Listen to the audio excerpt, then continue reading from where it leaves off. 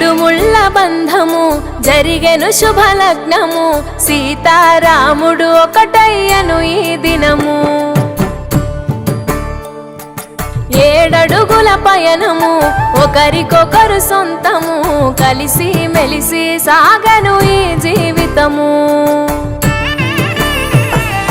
శతమానం భవతి అని వధువరులను దీవించి శ్రీరస్తు శుభమస్తని అతిథులు ఆశీర్వదించి పంచాభూతాల నడుమ 2 మనసులేకమయ్య